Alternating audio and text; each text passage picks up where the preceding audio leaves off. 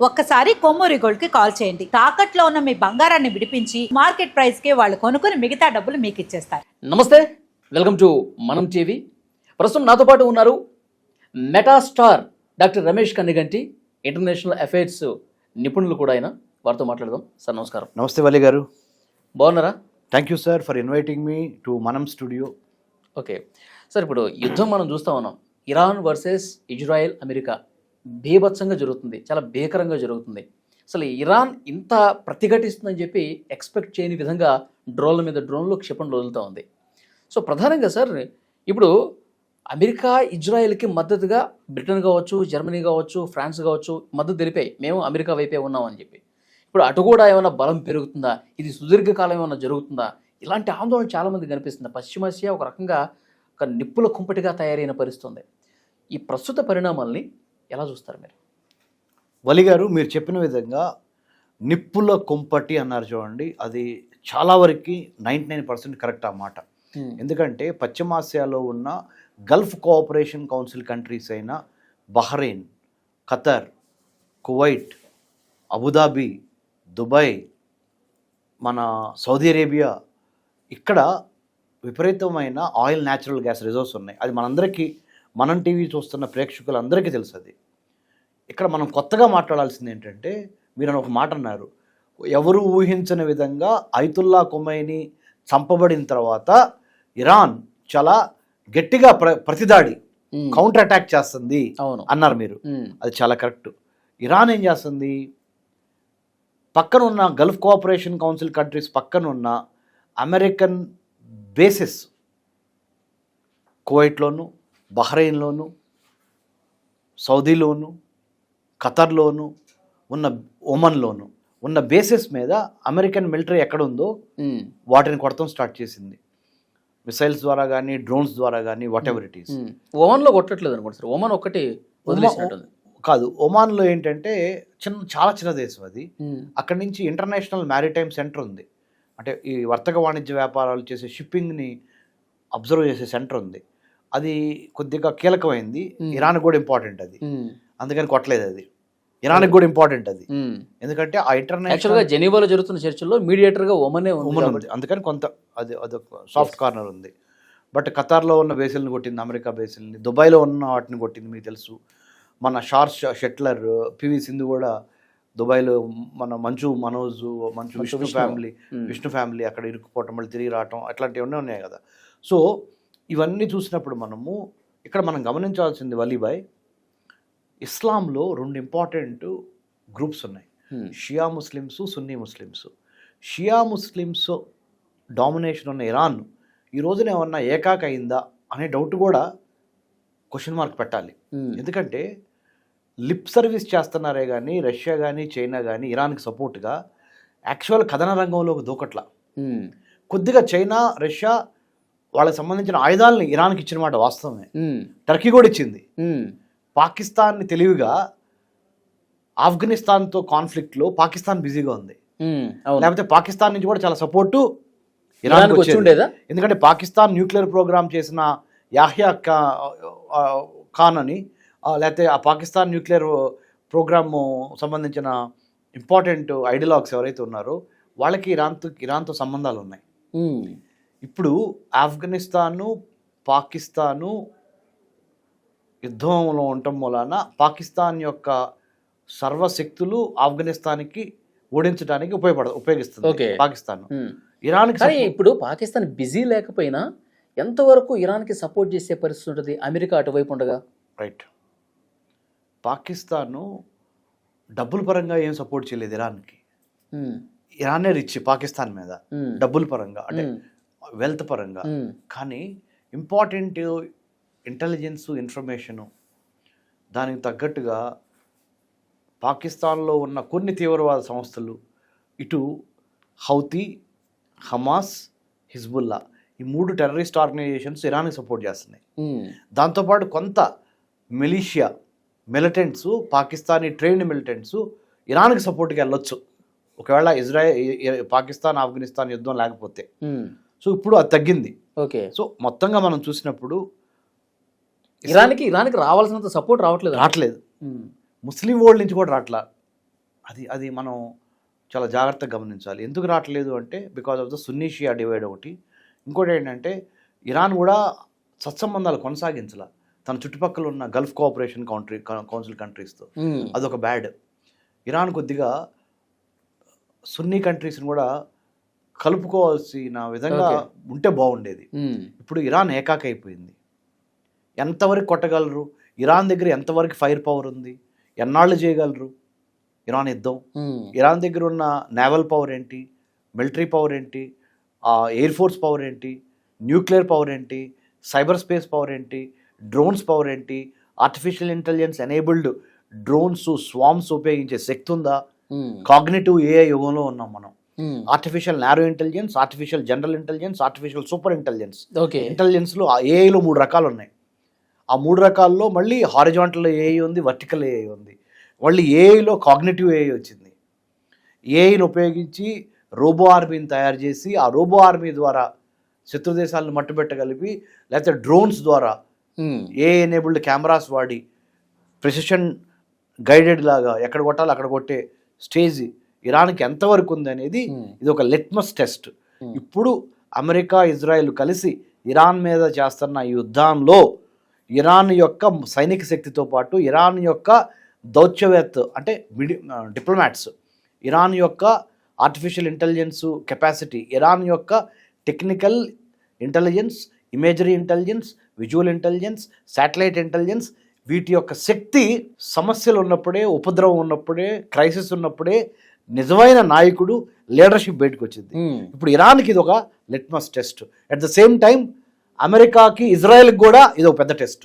ఎలా? అమెరికా వెళ్ళి ఇరాక్లో వార్ చేసింది, వెపన్స్ ఆఫ్ మాస్ డిస్ట్రక్షన్ ఉందని. ఆడేం దొరకలే ఆడ, రైట్? అమెరికా వెళ్ళి ఆఫ్ఘనిస్తాన్లో వేల కోట్ల రూపాయలు ఖర్చు పెట్టింది. ఏమైనా దొరికిందో? 20 ఏళ్ల పాటు ఆఫ్ఘనిస్తాన్లో మట్టి దోవారు, ఏం దొరకలా. అమెరికా వెళ్ళి లిబియా, అమెరికా వెళ్ళి సిరియా, అమెరికా వెళ్ళి వెనుజులా, అమెరికా వెళ్ళి గ్రీన్లాండ్. ట్రంప్కి నిజంగా అతని యొక్క ఇగో సాటిస్ఫాక్షన్ పనులు చేస్తున్నాడు కానీ అమెరికన్స్ని చాలా నష్టంలోకి తీసుకెళ్తున్నాడు. అమెరికన్స్ని అమెరికా ఫస్ట్ అంటాడు కానీ డొనాల్డ్ ట్రంప్ ఫస్ట్. అతనికి అమెరికా ఫస్ట్ కాదు. ఎందుకంటే చరిత్రలో నా పేరు నిలిచిపోవాలి ఏదో రకంగా, నయానో భయానో, by hook or by crook, I have to have my line in the history books అనేది డొనాల్డ్ ట్రంప్ యొక్క అభిమతంలా కనబడుతుందే కానీ నిజంగా మీరు ఆలోచించండి, కామన్ సెన్స్తో ఆలోచించండి.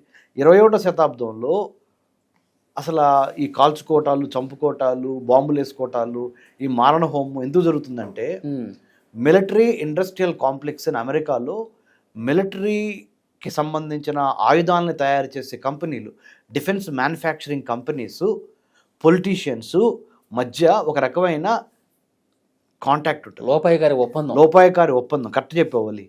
ఆ లోపాయకారి ఒప్పందంలో వేల లక్షల కోట్ల డాలర్ల చేతులు మారుతాయి. మరి ఈ ఆర్మ్స్ అండ్ ఎమ్యునేషన్స్ ఎవరి మీద వాడాలి? లేకపోతే ఈ పరిశ్రమలన్నీ మూతపడిపోతాయిగా. ఆర్మ్స్ మ్యానుఫ్యాక్చరింగ్ అవుతూ ఉండాలంటే తయారు చేసి అమ్ముడుపోతూ ఉండాలి, వాడుతూ ఉండాలి.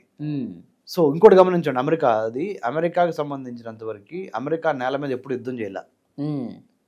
వేరే ఖండం వెళ్ళి అమెరికా యుద్ధం చేస్తుంది, లేకపోతే వేరే దేశాలని ఉపయోగించుకుంటుంది తన యుద్ధానికి. ఇవాళ ఇజ్రాయెల్ని ఉపయోగించుకుంటుంది.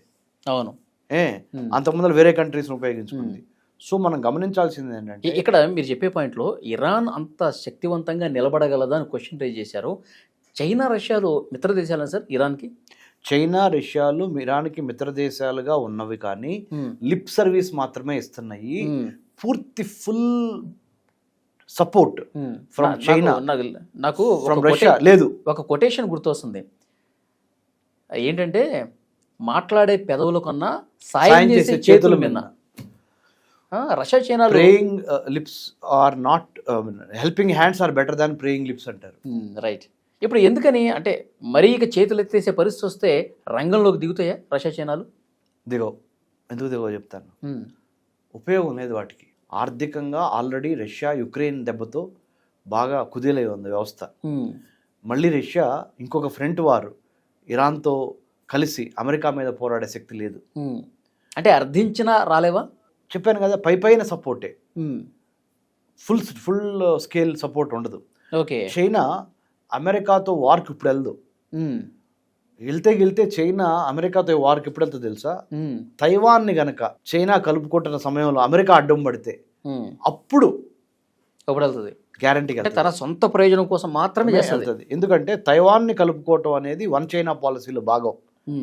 ఇరాన్ని రక్షించడం అనేది ప్రస్తుతానికి ఇరాన్ నుంచి చైనాకు వచ్చే ఉపయోగం ఏంటి చెప్పండి? మహా అయితే ఆయిల్, రైట్? అది షియా కంట్రీ అయింది, సున్నీ కంట్రీ కూడా కాదు. సున్నీ కంట్రీ అంటే ఒక group of Muslim countries, Gulf cooperation కౌన్సిల్లో ఉన్న కంట్రీస్. మరి ఇరాన్కి చైనాకి ఎంత పెద్ద బిజినెస్ జరిగిద్ది? పెద్ద బిజినెస్సే ఉండదు. కాకపోతే అమెరికాకి శత్రువు కాబట్టి ఇరాన్, శత్రువు నా మిత్రుడు అన్నట్టుగా అట్లా ఏమైనా ఉంటుందేమో. కానీ ఇరాన్ మీద స్పెషల్ ప్రేమ చూపించాల్సిన ఆవశ్యకత చైనాకి ఏముంది? లేదు. అలా అని అమెరికాను దూరం చేసుకుంటే చైనాకి లాభమా నష్టం అంటే చైనాకి నష్టం. ఎందుకు నష్టం? ఆర్థికంగా బిగ్గెస్ట్ ట్రేడింగ్ పార్ట్నర్స్ ఎవరు? America, China. ఆర్థికంగా చూసుకున్నా కానీ అమెరికాతో కరెక్ట్గా ఉండటం చైనాకి ఇంపార్టెంట్, చైనాతో కరెక్ట్గా ఉండటం అమెరికా కూడా ఇంపార్టెంట్. సో ఇరాన్ ఎక్కడ మధ్యలో ఫిగర్ ఇన్ అవ్వదు. ఓకే. ఇప్పుడు ఇరాన్ ఏంటి సార్ సిచ్యువేషన్? ఒంటరిగా పోరాటం చేస్తుంది, తన ముస్లిం కంట్రీస్ కూడా గల్ఫ్ కంట్రీస్ కూడా రావట్లేదు. ఇప్పుడు నెక్స్ట్ ఏంటి? ఆయుధాలన్నీ కూడా ఒక దశకి అయిపోతాయి. ఇవాళ కాకపోతే 4 వారాల తర్వాత 5 వారాల తర్వాత ఇరాన్ దగ్గర ఉన్న ఆయుధాలన్నీ అయిపోతాయి. కొత్త నాయకుడిని ఎన్నుకొని అయతుల్లా ఖొమైనీ చంపబడ్డాడు. ఆయన తర్వాత నాయకుడిని ఎన్నుకొని త్వరగా పట్టపగ్గాలు చేత నాయకుడిని పెట్టుకుంటే, అంటే అమెరికా కనుసన్నల్లో నడిచే నాయకుడు ఉంటాడు అక్కడ, అంతేనా? ఉండొచ్చు. లేదా ఇప్పుడు చిన్న ఉదాహరణ, బంగ్లాదేశ్లో మొన్నటి వరకు యూనస్ ఖాన్ ఉన్నాడు, ఆ నోబెల్ గ్రహీత. ఇప్పుడు Khaleda Begum madam, Bangladesh Nationalist party BNP వాళ్ళ కుమారుడే వచ్చాడు, రెహమాన్ అనుకుంటా, తారిక్ రెహమాన్, ఆయన వచ్చాడు ప్రైమ్ మినిస్టర్గా. సో అట్లా ఇప్పుడు చనిపోయిన అయతుల్లా ఖొమైనీకి సంబంధించిన వారసులు ఎవరన్నా ఉంటే రావచ్చు, లేదా యువ నాయకత్వం పుట్టచ్చు, లేదా ఇంకోటి కూడా జరగచ్చు. అయతుల్లా ఖొమైనీ 100% ఒక రకంగా ఎక్స్ట్రీమిస్ట్ ఇస్లాంని ఇంపోజ్ చేయడానికి ప్రయత్నం చేశాడు. అది నచ్చని వాళ్ళు సెక్యులర్ ఇస్లామిస్టులు, అంటే లిబరల్గా ఉందాం అనుకుంటున్న ఇస్లాంకు చెందిన వాళ్ళు, ముఖ్యంగా మహిళలు ఆ బుర్కాలు అవన్నీ తీసేసేసి ఫ్రీగా ఉందాం అనుకుంటున్న వాళ్ళు 1% గ్యారంటీ ఇరాన్లో ఉన్నారు. వాళ్ళ సంఖ్య పెరిగింది అనుకోండి, ఇప్పుడు అయతుల్లా ఖొమైనీ లేడు కదా, సో వాళ్ళలో నుంచి ఎవరైనా నాయకుడు పుట్టచ్చు. ఏదేమైనా ఇరాన్కి ప్రస్తుతానికి గడ్డుకాలం ఉంది. ఓకే.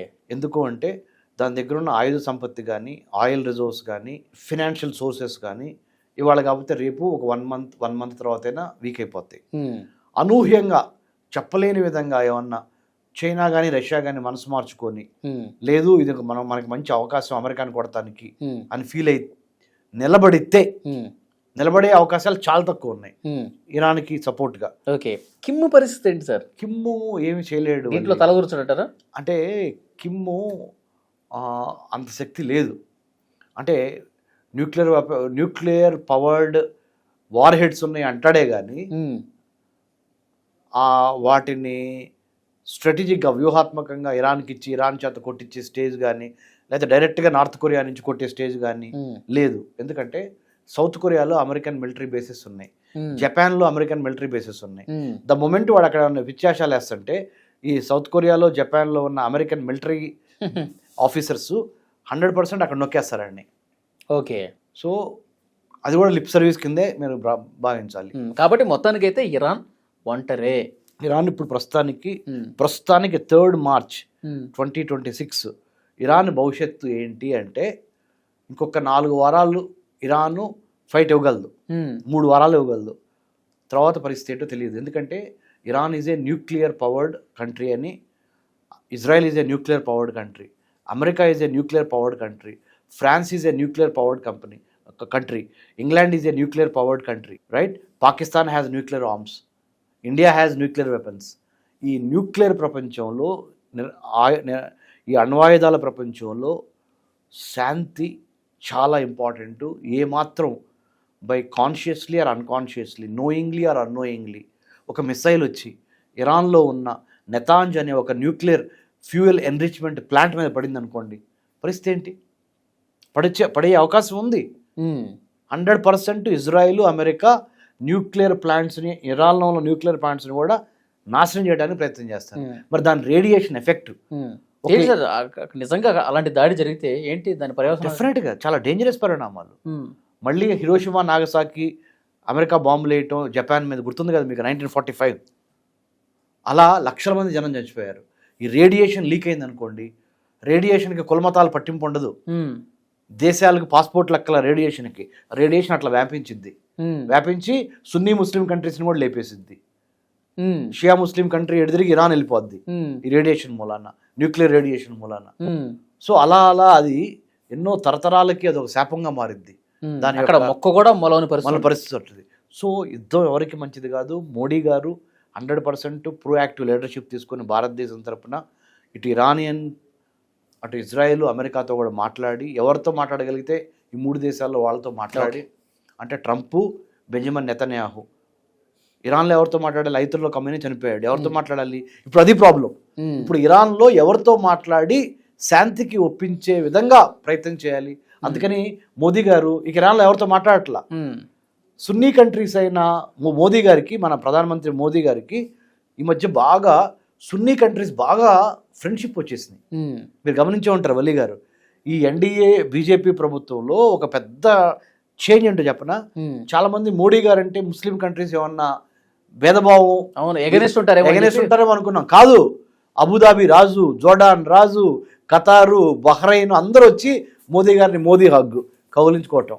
మోదీ గారు ఏ మంత్రం వేశాడో తెలియదు కానీ చాలా సున్నీ ఇస్లామిస్ట్ కంట్రీస్ మోదీ గారు నాయకత్వానికి వాళ్ళు కూడా ఫిదా అయిపోయి వాళ్ళ దేశాలు పిలుచుకొని మోదీ గారిని, ఇది ఒక పెద్ద విక్టరీ యాక్చువల్గా చెప్పాలంటే.